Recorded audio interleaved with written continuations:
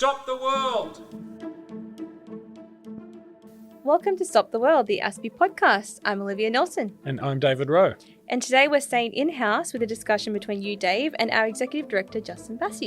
Indeed, Liv. It's a kind of more professional version of the conversations we have when we're going to fetch coffee in the morning. But we thought with so much happening this week, it was a good time to jump behind the mics. So we had Anthony Albanese's visit to China, of course, Donald Trump's belated but welcome change of heart in terms of support for Ukraine, Exercise Talisman Sabre, which Australia was hosting, the military exercise, and of course the flare-up in Syria, where we had some clashes between different factions, including government forces, which brought Israel in and caused it to launch strikes against various targets in Syria, including in the capital Damascus. So it was all happening.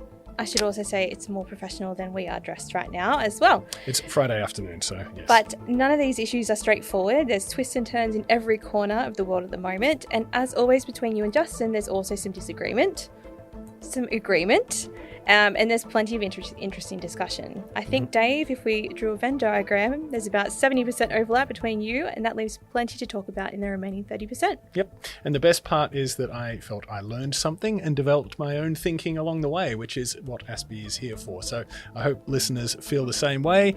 Hope you enjoy the podcast. All right, Justin, it's you and me today. Friday morning, we're pumped. Welcome to Stop the World. Let's have a chat. Thanks, Dave. Good to be with you. We're doing this because it's been a big week, lots happening. The biggest thing in the Australian news is, of course, Anthony Albanese's trip to China. Lots of commentary about it. Do you want to just give me your headline views to start with? That might be the best place to start. Sure. There is a lot happening. Dave, my view is that these leadership visits, very important, very good to do. Economic relationships, discussions on trade, very good to do. The issue for me is that engagement, though, can't come across as being the outcome itself. And economics in isolation can't be the outcome itself. For me, there are always opportunities in these visits. There are also risks. I think there are three specific risks that we have with this visit, like all visits. One is to avoid being used as a propaganda tool or propaganda purpose. The second is to avoid a situation where the importance of trade and the importance of the bilateral trade relationship is allowed to become a dependency, an over-dependency, and a complete disproportionate power base that forms between two countries. And the third, related to the second, is to avoid giving a perception, both to China itself, but also to the Australian public, that we are prioritising our short-term economic interests over our immediate or long-term security interests. And I do think that there are elements of all three of those risks that are at play through this visit. Yep. Okay. So on the propaganda one, I have views on pandas, which we can come back to if you like. But the second one is the one that really jumps out at me about this visit. I mean, huge deals on the green steel, green iron, however you want to describe it, decarbonisation of steel effectively. It seems to be a huge economic opportunity, huge deal for Australia. There's the focus on tourism that Anthony Albanese's clearly made a big effort on, and his visit to the Great Wall, etc., has fed into that. But it seems to me that we have just very easily forgotten what the last 5 years or so, well, the years between, somewhere around the mid-2010s and 2022 actually looked like, and what we went through. And we are at great risk of putting ourselves back into that vulnerable position. If you'll allow me a quick anecdote, around the 2015 period, so this is well before even the really kind of darkest days of around the COVID time. I was a journalist at the time. I was speaking to a senior Australian national security and foreign affairs official who was by no means a sort of rabid China hawk. He was a pragmatic Australian national interest advocate. And I remember very distinctly, he said to me, for the first time since the 1970s, during the time of Gough Whitlam, we can no longer pursue a policy of maximum engagement with China. The behaviour that they have demonstrated means that we simply cannot continue on this path. If we look for maximum engagement, we are simply going to make ourselves increasingly vulnerable, and that is something we are actually going to have to start moving away from that. A remarkable thing for a senior Australian official to say, as a change after something like 30 years of policy, and now it feels to me as if that sort of maximalist engagement seems to be coming back. I guess a couple of questions that occur to me. One is, how much does the Trump effect actually have to do with this? I mean, that's obviously been raised, like, are we drifting back towards China's orbit because we feel that the US is so insufficiently reliable now? I'm a bit dubious about that, not least because this was already happening in the first term of the Albanese government, and that was mostly under Joe Biden, of course. So, this has been underway for a while. But also, I mean, I suppose I'm somewhat sympathetic to the government's position in the sense that it's very hard for us to take, some kind of firm China policy when it's pretty unclear to us exactly what the US China policy is under Trump. I mean, we've talked about this before, but I'd be worried about leaving ourselves swinging in the breeze by taking firm positions on China. But where does that leave us? I mean, does it mean that we just sort of drift into a position of neutrality? I suppose that's my worry at the moment. Yeah, all very good questions. Whoever that official was 10 years ago nailed it and was really at the beginning of the Australian shift in its China policy and security policy. I think it's too easy, Dave, to simply blame Trump. Should we, whenever we need to, disagree or hold to account an American administration if we disagree with something that they are doing or saying? Sure, absolutely. But as you said, for the first years of the current government stabilisation policy, it was under President Biden. I think we also need to counter any view that the Australian shift on China policy happened because of President Trump's first administration. There is always an undercurrent of misunderstanding around some Australian decisions, like the 5G decision. Those are examples. The 5G decision, the decision to introduce foreign interference laws, these are all decisions based on Australia's national security and national interest.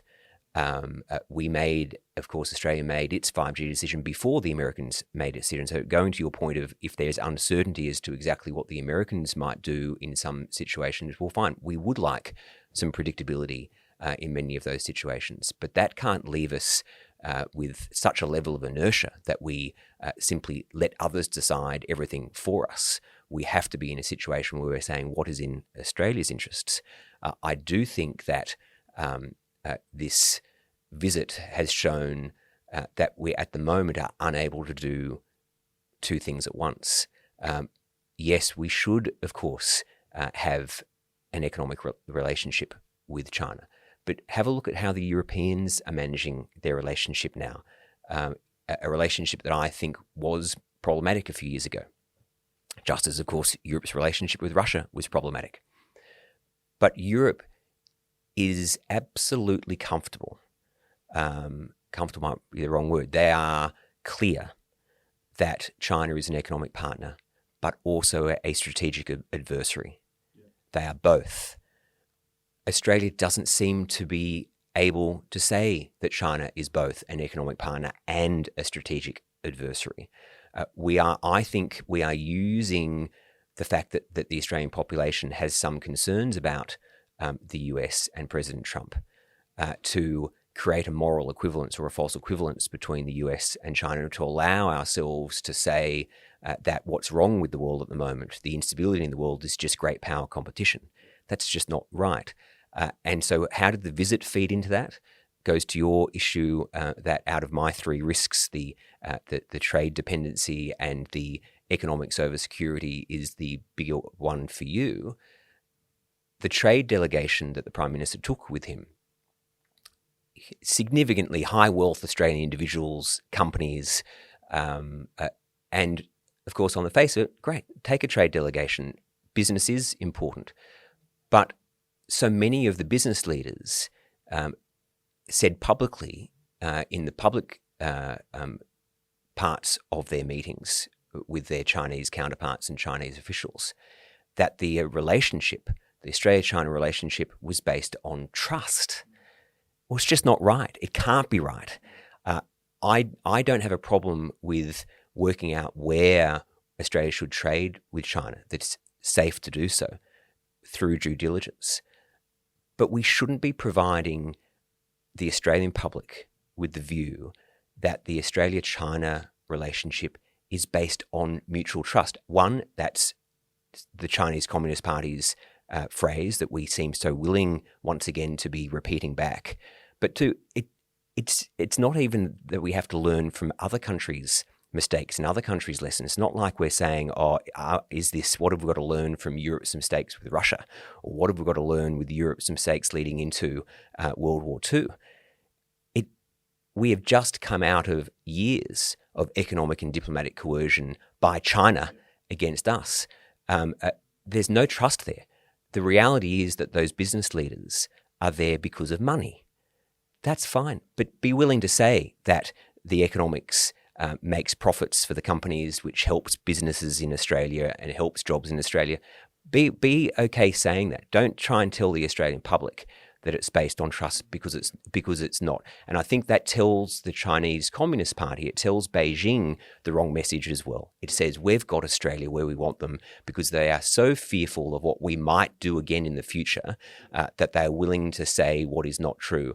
And even though in many respects the trade measures that were on us for 4 or 5 years have come off, I think the lack of either the government's lack of ability or lack of willingness to describe what the true nature of the security threat is, and the business leaders being unable to say that they are just interested in profits and trying to say that there is trust, shows that we are still being coerced. Yeah, I know.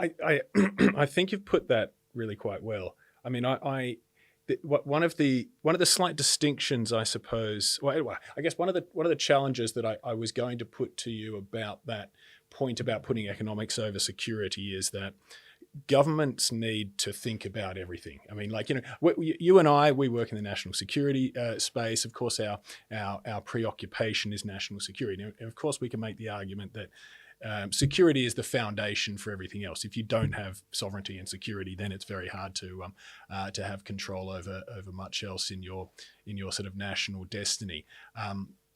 But governments have the tough job of actually having to deal with all of these things. Now, they have to calculate what the security risk is, and then decide what actions to take on that might put constraints on their economic activity. And that's, as always, like, a job that has to be reassessed day by day. But they do have to think about people's jobs. So I guess it's I would distinguish. The billionaires going on the trips, I wouldn't want to characterize it purely in terms of their sort of profit seeking, when they do create companies that create jobs, that create a standard of living for Australians, and that is actually really, really important. And by the way, that does actually flow through to government coffers ultimately, Sure. that can pay for our national security. Sure. Now, of course, you and I wish that some more of that money, those government coffers, were going towards national security. But to come back around to the start, I do agree, and I think you've put it rather well, that position is perfectly understandable if we are a bit more frank in that European style of saying, yes, this is an economic partnership and a huge economic opportunity for us, but it is a strategic risk for us at the same time. And we have to find a way to live with both of those Correct. Parallel That's situations. exactly right. And why is it important? To be frank, we've got to do the due diligence that can show not just Australia today, but it's the next generation, that the Australian government, private sector, civil society was doing enough due diligence to say, yes, we want to cooperate, we want to collaborate to our benefit, but we're not willing to put at risk either human rights or our national security. To give you a couple of examples of why I think that we don't have that balance right at the moment. There's been a lot of talk about, where are those areas of cooperation? We keep hearing we cooperate where we can. So where are they, apart from just generics on trade, selling more wine, selling iron ore? One of the areas that keeps cropping up, of course, is we cooperate on climate. That's an area that Australia and China should be able to cooperate on. Yep. Okay, fine. It doesn't remove, though, the absolute need for Australia to still do due diligence. That, yes, of course, we want to solve climate problems, but we don't want to solve climate problems by creating either human rights or security concerns. An example being in the transition to renewables. If we look at the solar power industry, we have a situation at the moment where, in my view, because we have just lurched into, we need to do solar, we've created a situation where there is now an effective monopoly that Chinese companies have in our solar industry, so that if Australians who do care about the environment and have put solar panels on their roofs, unless they've done their own due diligence and found the very few alternatives that exist, in all likelihood, they've got Chinese-made solar panels on their roof. Yep. And unfortunately, many of those are made through Xinjiang by forced labour. Sure. We surely don't want to say we are prioritising cheaper solar panels and not caring that the supply chain is full of modern slavery. If you're driving an electric vehicle in Australia, no matter which company you have as the car, whether it's a Chinese company like BYD or an American company, Tesla, you're driving with Chinese components, and the all-important battery is Chinese. We've got to do a better job of recognising that simply saying cooperation is a good in itself is not right. And the security areas, those human rights areas, in the security area, I think that we are ticking a box rather than actually acting in our national interest, Dave. And an example being political language around, did you raise, for example, Prime Minister, the case of Dr. Young, an Australian who's been detained in China since January of 2019? And the answer was yes, I raised the case. Very good. Yep. It is good. But simply answering that I raised the case and being unwilling on follow-up questions to go into the case, and claiming some type of privacy when the family and Dr. Young himself isn't claiming any privacy restrictions, is a problem, because the Australian public should hear every single time when asked about Dr. Young that we didn't only raise it, but we told Beijing that Dr. Young's detention is a structural problem in the relationship, in the bilateral relationship. We can't have stability until Dr. Young is released. We require him to be released as soon as possible, and it is wrongful or arbitrary detention. That phrase of arbitrary detention for Dr. Young that the system used, that our Department of Foreign Affairs and Trade used, now, in the last couple of years, we no longer use it, to the extent that the Department of Foreign Affairs and Trade actually went as far in a Senate estimates hearing to say that they didn't consider anyone, any Australian, arbitrarily detained. That's a problem.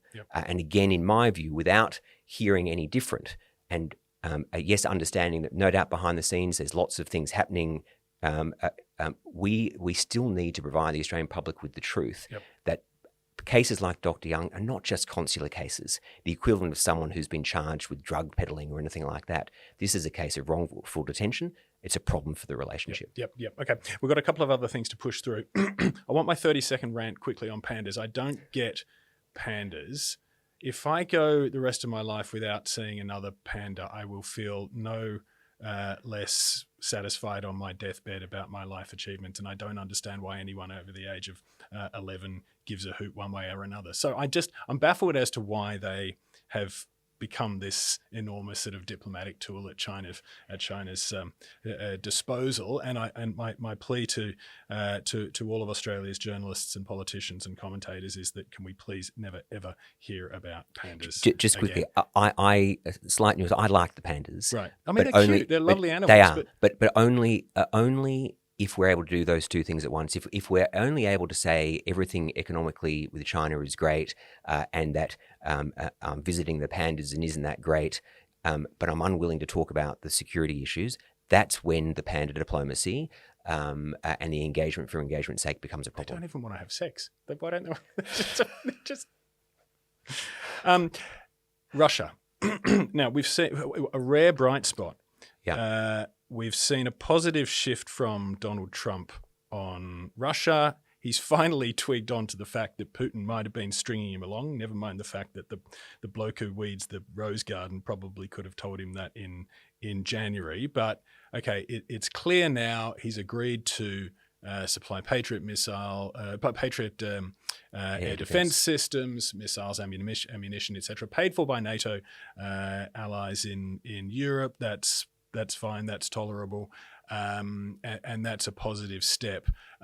Welcome your thoughts on that. My quick thoughts are: one, demonstrates for all of the ridicule that Mark Rutte got around the daddy remarks and those sorts of things in The Hague, and we're speculating a little bit on what exactly has shifted Trump's view here. But I mean, it seems to be pretty strong signs that Rutte had a fair bit to do with that. It shows that with that sort of rather unorthodox diplomacy that we're all forced to go through now, you can actually make a difference to Trump's view. I am a little worried. I mean, obviously, just the fact that it's Trump and he's unpredictable, and we have to hope that he's not going to change his mind.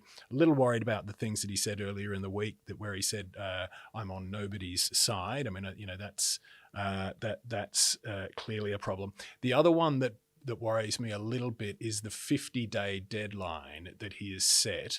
Now, I mean, it's good to have a deadline, but that feels a little bit one of those risky red lines that if it is breached, then the next time there won't be an opportunity to set another deadline.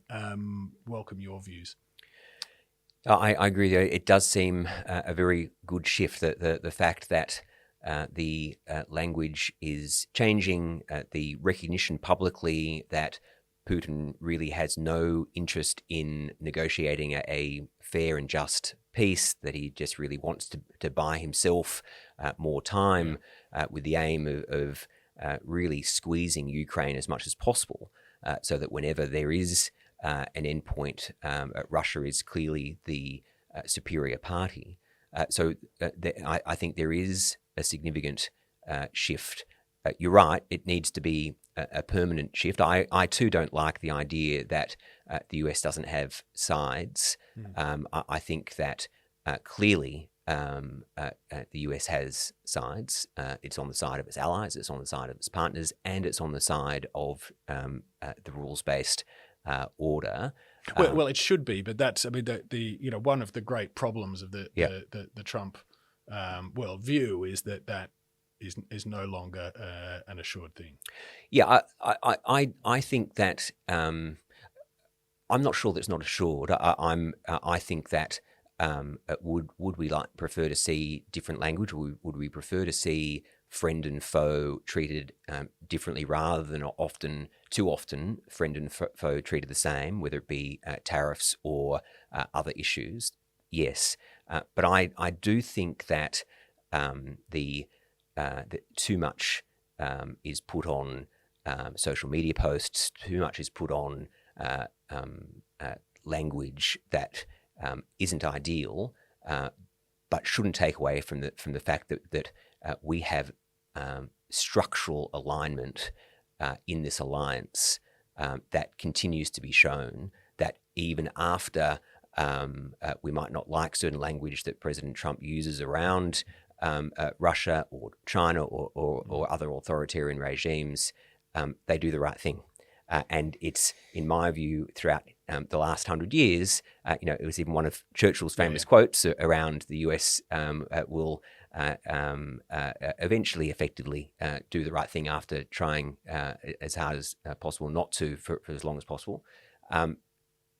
We are seeing a continuation of the US enforcing these rules, and that is in our interests. You and I share a view that the Iranian nuclear program was a threat to not just the region but the globe, and that action clearly wasn't isolationist action. Yep. It was action to reduce a security threat. Clearly, the US views in relation to China as the pacing threat is one that we share as a national security assessment. And I do think your comment around Mark Rutte and the success of NATO, the recent NATO meeting last month, should be a lesson that we learn here in Australia and elsewhere. That those leaders who are willing to, yes, take a bit of a risk, but willing to engage President Trump and the US administration and willing to have some uncomfortable conversations, that they are actually reaping the benefits because they're also putting themselves in a position to influence President Trump and the administration. And the fact that if we'd been talking leading into NATO and saying, well, are we going to get an uplift of NATO defense spending, and are we going to get President Trump confirming clearly a commitment to NATO in Article 5? I think we said, well, we don't know. Yep. But that's what the effort between Secretary General Rutte and President Trump got to. Very, very successful.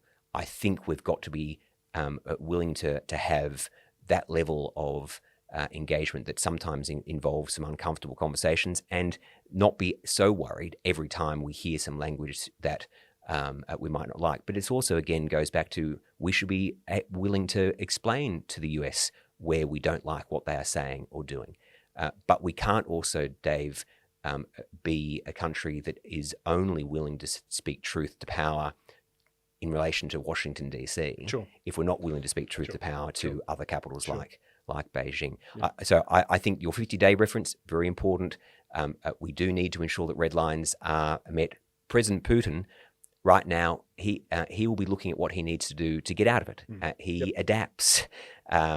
He has proven himself, as many authoritarian leaders who stay in power for so long, an ability to adapt. That's what he'll be looking to do.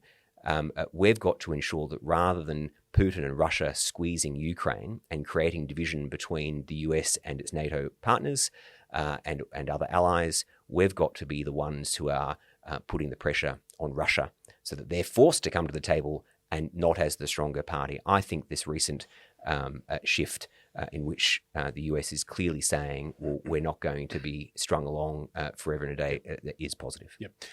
I'm fascinated to see how Putin is going to try and, the wily bastard that he is, try and pick a way through this next 50 days. I think that this will be a really fascinating test for him. I mean, look, as I think I'm more pessimistic about Trump overall than you might be, and therefore I think the problems are probably more structural than just the sort of the language issues. And while I recognise the work that Rutte has done here, and I recognise that sometimes we're just going to have to do things that feel a bit odd or feel a bit icky or whatever to manage a particular situation as best we can, and just get an outcome that is tolerable, and then over time hopefully we find some kind of stabilized functioning way to deal with what I regard as genuinely a new America. But let's just quickly on that. I do think that there is we have to be careful that we don't become ourselves fatalist, and we don't so over-dramatise issues. I think the recent conversation this week, another one that we've had this week in Australia, is over Taiwan, and politicians, I think, of both sides have gotten themselves into. They found it challenging to describe what Australia's position is in relation to Taiwan. I think our starting point problem is that we shouldn't only be having that conversation about Taiwan off the back of reports that the US have asked us a question about it. We should be having questions. Sure. We should be having conversations about Taiwan and the South China Sea because it's in Australia's interests. And I'm of the view that the allowing ourselves to simply limit the debate to would Australia automatically commit to a war is the wholly wrong conversation to have. We can't only have no conversation or are we involved in a hot war situation. The problems are there now without a hot war. We're in the middle of hybrid warfare. We've got constant military aggression by China over Taiwan, unprecedented numbers of flyovers. They've got foreign interference, they've got cyber attacks. There's economic coercion, diplomatic coercion. So all that is happening now. Avoiding those conversations might be an easy path for the political class in the short term, but it inevitably means that there's longer term problems because China thinks that it can get away with everything up to the first bullet fired. And effectively, we're creating a situation where we're not explaining to the public why there is a concern. We've got to get out of this message that the only national security threats we have are actual hot wars, because we are effectively creating a situation where we're saying to Beijing, you can almost get what you want without firing a shot because we'll let you push and push and push. Sure. And no, I think that's all fair. I have no time for what Colby is demanding of Australia and Japan about this future hypothetical scenario. That said, I think Australia would be in a much better position if we more consistently projected the message that we would always stand up for the rules-based order and I mean we say it in the abstract, but we don't say it enough in concrete terms about the way we will actually accept some of that burden. Now, I agree. I would say that I'm not sure, and I don't know this. I think the problem is I'm not convinced that the Americans have made a demand because I think just as many Australians have said it, the Americans themselves are upfront that they aren't strategic ambiguity. They have strategic ambiguity. So again, I think because we're not willing at this stage to be mature enough to have the conversation of what the security threats are that we face, all of a sudden we talk about Taiwan, and I actually think that we've gone down a wrong path here. If the Americans have said, we demand that you lock and load right now on a hot war, well, then that's a problem. But I'm not sure that I've actually seen a demand. If there are requests to talk about, are we strategically aligned, and do we want to work with each other to deter a military intervention by China on Taiwan, then that should be a conversation that we're willing to have. I think in part it's Australia's reticence to even go down that path that means we turn it into one of a sovereignty question of, these are hypothetical questions. Yes, the form of a hot war is a hypothetical question, but Dave, as you know as well as I do, that our Defence Department does wargaming all the time. So it's not as though they don't have these hypothetical questions and are looking at them. But regardless, it falls into the trap of thinking that the conversation over Taiwan is the day after the bullets have been fired. I think the question that Australia and the US and Japan need to have is, what are we doing now about the hybrid warfare that's going on? What are we doing to prevent the war that people want to talk about? So I think that's the problem. And I think if we're being requested to have that conversation, we should be having it. And yes, we should be having it in all sensitivity and classified forms behind the scenes, but we should be talking to the Australian public about it. Just as, frankly, post 9/11, post Bali, we developed a system, the terror threat level, to talk to the Australian public about what the terror threat level is, so that the Australian public always knew every day what the terror threat level is. It's probable at the moment. It can't just be terrorism that we're having that conversation with the public with. Yeah, okay. Colby could clear it up, to be fair, with by making a public remark to that effect. Now, we were going to talk about the Middle East. We're actually over time, and you're going to be late for a meeting. Yeah. Should we pull the pin? I think if people are happy to have 30-second bursts from me and for you to respond, this week has been busy, and I think it is. Why I wouldn't mind raising is because I think we do have to try and show that as a country, Australia can handle multiple threats simultaneously, because that's the world we live in. We no longer live in a world where we can handle and only have to handle one security threat at a time. So the Middle East again blew up this week with issues between Israel and Syria.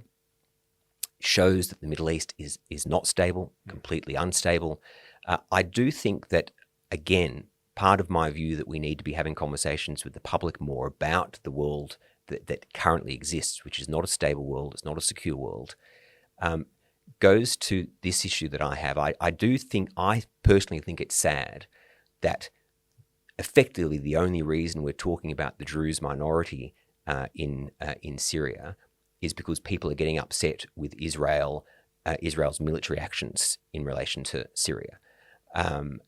Effectively, what that is saying is that we'd rather Israel not take military action so that we don't have to worry about what's going on in the Middle East. I think that's a problem. I think the international community needs to be better at saying sectarian violence, whether it's the regime itself or whether it's other groups within Syria that are harming a minority group like the Druze, that should be a problem for us. Yep. I think that Israel does have genuine security concerns in relation to an unstable Syria. Israel and the rest of us shouldn't want terrorist groups like Hezbollah being able to rise again by having ungoverned pockets of countries like Syria. We've seen that in the past. And so I do think that we need to, again, have a bit more of a mature conversation and not simply begin a conversation after Israel has taken military action. Here, we have also to have, I think, important to inform our viewers that the current Syrian regime, which has been trying, I think, has been legitimately trying to have stability in Syria, and the US and Israel and the UK and others have been trying to work with the HTS regime, but they were a terrorist organization that took over a very bad regime. I'm very pleased that the Assad regime is gone, but Syria has got to, the new Syrian regime, I think, has got to come to grips with the fact that it is now has control. Do they want to simply be the terrorist entity that took over Syria, or do they want to work with Israel and the US and the UK and others to create stability in Syria, which means that even when they're not the ones, their regime isn't the ones to create the violence against a minority. If sectarian violence is happening, they're responsible for it. Australia still lists the regime as a terrorist group.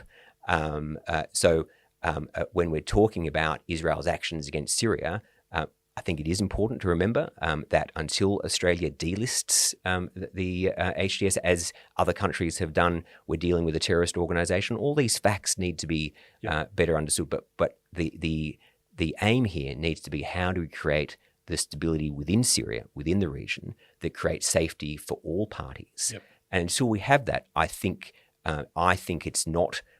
We can't simply say Israel can't take any action to either protect itself or minorities, noting, of course, that the Druze minority, one of the few places that they are protected, is Israel. Right. Okay. Okay. My quick take on this is that I think al-Sharaa has done enough to earn some trust and credit from the international community, including Israel, for the project he's embarked on. For a former terrorist leader, I think he is. I think he's doing a reasonable job and the best he can to bring together the extremely fractious elements across Syria. It's a very, very tough job that he's got. It seems to me that he miscalculated here by sending government forces into Sueda province at a very, in a very volatile situation. That was misconstrued by the Druze militias, who then overreacted to their presence. There were overreactions on both sides. Israel, of course, then stepped in and, frankly, in my view, overreacted as well. I don't really know why they had to bomb the ministries in Damascus as well as targets in Sueda province. So I think it was very telling that Marco Rubio said that this was a misunderstanding. I think he actually was speaking the truth there. I think they just screwed up on both sides. And what worries me most about it is that it might have set back what appeared to be some fairly constructive and progressive discussions between Israel and Damascus about a non-aggression pact, which partly involves Sueda province as one of the southern provinces that Israel wants to be effectively demilitarized. That is probably a bit too much of a stretch for Damascus, but they're negotiating on that. That's a really, really positive thing. I mean, imagine if Israel and Syria could actually have a non-aggression pact. That would be huge for the region. So that's a real shame. All very good points. I agree. I think the reality, though, is with the Middle East, it is unstable, and so there are going to be ups and downs. Sure. What the region needs to do, what those who care about the region need to do, obviously the US, with such a leadership role, needs to ensure that we can get through those downs and recover from them, with the aim still being stability. And the Israel-Syria relationship, if it can stabilize, great. As it would be with the Saudis. So I think those aims shouldn't change. But I do think there needs to be I just think there needs to be more of a willingness to understand that simply doing nothing hasn't helped any region. Sure. And so, overstepping the mark, you don't want anyone overstepping the mark. But I think that I think too often we don't actually have any conversations until someone does overstep the mark. Right. But we've either ignored or we've missed the entire lead up, and that happens. Europe, we've got a hot war in Europe because not enough was done leading into 2022 to deter Putin. We've got complete instability in the Middle East because not enough was done to either deter Iran or its terrorist proxies. And your point about misunderstanding is I think, and Rubio's point, I think Secretary Rubio was right as well. I agree with you. I think that's actually a really important element that we shouldn't just be looking at as mere onlookers. We should say, well, okay, that's interesting. In our region, there is the opportunity for misunderstanding in the South China Sea and other areas. So this is why we've got to do work now. We've got to get out of simply saying after something happens, was that a misunderstanding? Was it a miscalculation? Was it intentional? Far better to try to be in a position to deter the intentional and then be well placed that if there is a misunderstanding to be able to recover as quickly as possible. I think we can all work towards that. Right, okay. Well, cooler heads prevail, but also forward-thinking heads prevail to create more stable situations for the future. All right, let's wrap it up. I shouldn't have said pull the pin earlier. That was an insensitive metaphor in the context. But anyway, let's wrap it up for today. Thanks, Justin. Pleasure. Thanks for watching and listening, folks. We will be back tomorrow with a special episode on one of our recent China investigations. Look out for it on Saturday morning.